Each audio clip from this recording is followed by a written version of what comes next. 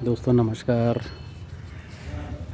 आज अभी शाम को मंदिर में बैठा हूँ एंड यही वो मंदिर है जहाँ पे बैठ के मैंने अपने केतु के दिन गुजारे हैं रोज़ शाम को। ये शिव जी का मंदिर है, हमारे घर के बिल्कुल पास में है। और ऐसा बताते हैं यहाँ पे गांव के लोग कि ये कम से कम जो है करीब 150-200 साल पुराना टेम्पल है शिव जी का।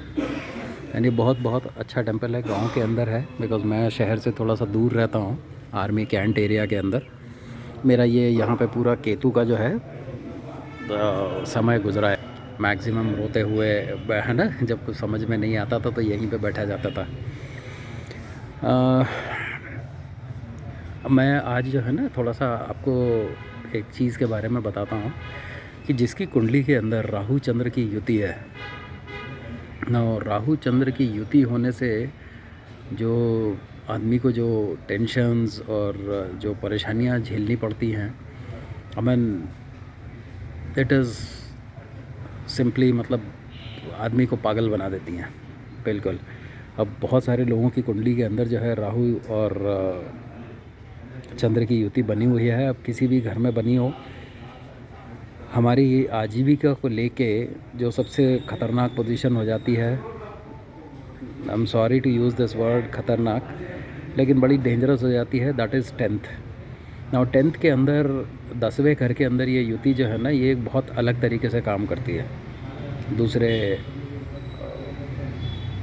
घरों के बनिस्बत। 10वां घर हमारे कैरियर का है, हमारी सोशल लाइफ हो गई, हमारा समाज में किस तरीके का हमारा जो है उठन बैठन हो गया है ना, हमारी समाज में क्या रिस्पेक्ट है। ये राहु चंद्र की युति अगर वहाँ पे बन गई तो आप ये समझो कि फ्लक्चुएशंस बहुत आने शुरू हो जाएंगे, बहुत फ्लक्चुएशंस आएंगे, है ना।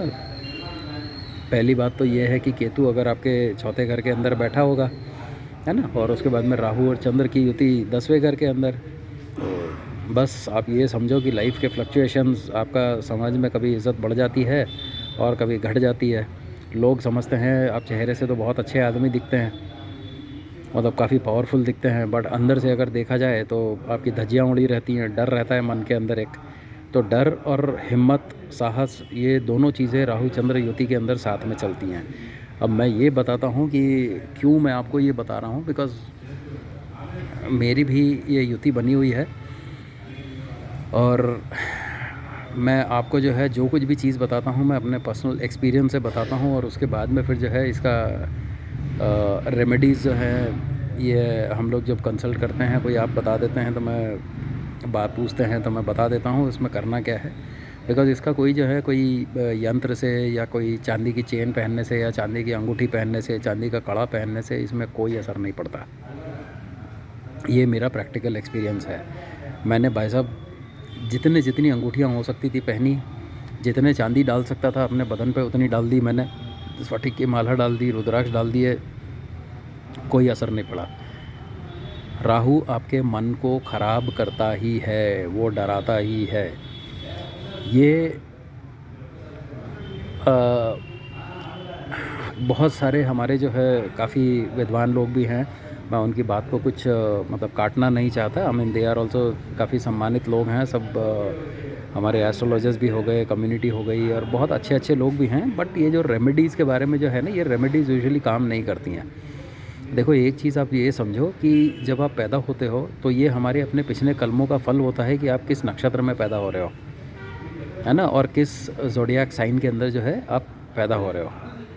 अब होता क्या है कि जब वो पैदा हो जाते हैं उसके बाद में फिर आप क्या समझते हो कि भाई, कभी आपने सोचा है ऐसा ध्यान से?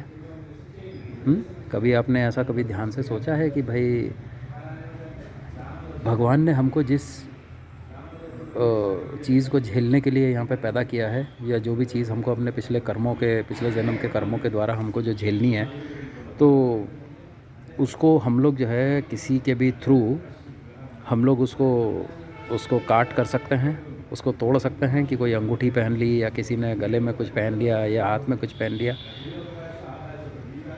आप सोचो ना कभी इसको, क्योंकि हम लोग जो भाग भाग के इतनी सारी रेमेडीज़ जो है कि ये पहन लो वो पहन लो, देखो थोड़ा असर पड़ता है, मैक्सिमम एक 10%, उससे ज़्यादा नहीं।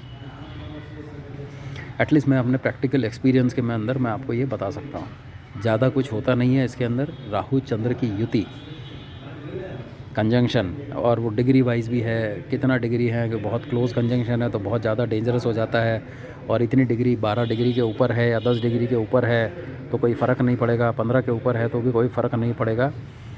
ऐसा कुछ भी नहीं है। चंद्र जो है बराबर पीड़ित होता है राहु से, and everybody knows what is Rahu, what is Chandra, है ना। अब अपने को इतना डिटेल के अंदर समझाने का ज़रूरत नहीं है उसके अंदर। बहुत बहुत काफ़ी अपना नॉलेज है और काफ़ी इसके बारे में जो है हमारे यूट्यूब के ऊपर लिखा गया है। बट ओनली थिंग इज़ आप लोगों ने एक चीज़ समझनी है, इसकी कोई रेमेडी जो है सिवाय पूजा पाठ के नहीं है।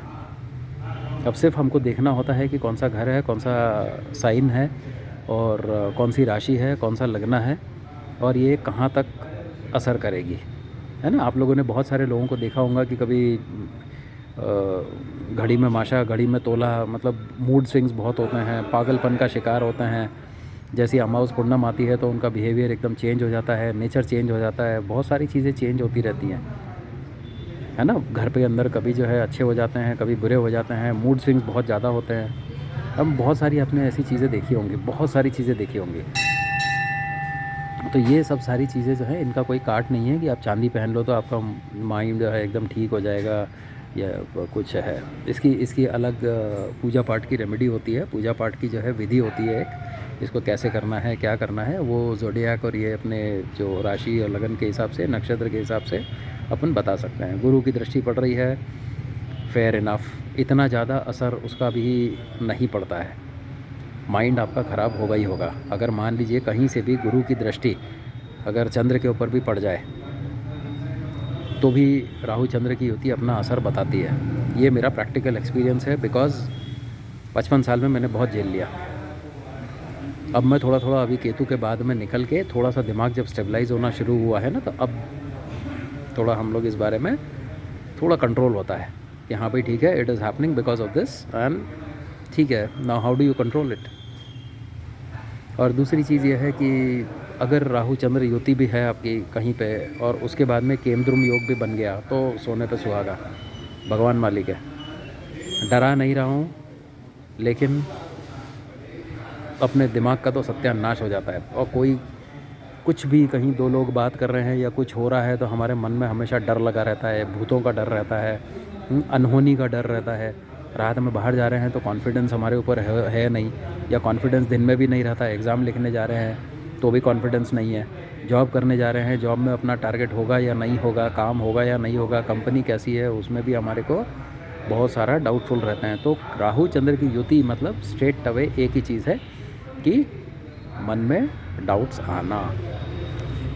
हमेशा आपके मन के अंदर डाउट्स आते रहेंगे, और वो डाउट इतने ख़तरनाक हो जाते हैं कि आपको अपने ऊपर ही जो है कभी कभी डाउट होना शुरू होता है कि भाई ये मतलब मैं ये काम कर सकता हूँ या नहीं कर सकता हूँ।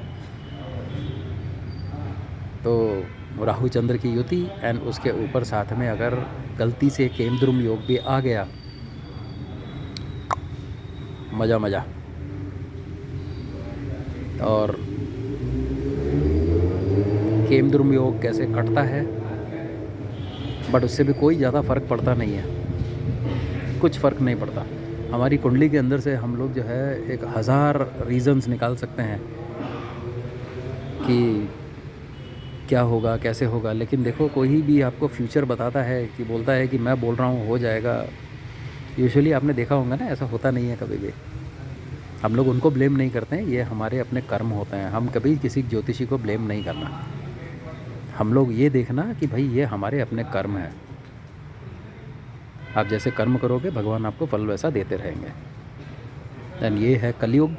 कलयुग के अंदर क्या होता है कि इतना दिल लगा के पूजा पाठ होती नहीं है ना। हम लोग भगवान के पास कब जाते हैं, जब हम लोग तकलीफ़ में होते हैं। नहीं बोले तो हमारी social life, Instagram, YouTube, parties, बाहर खाना, एन्जॉयमेंट, यही चीज़ हैं।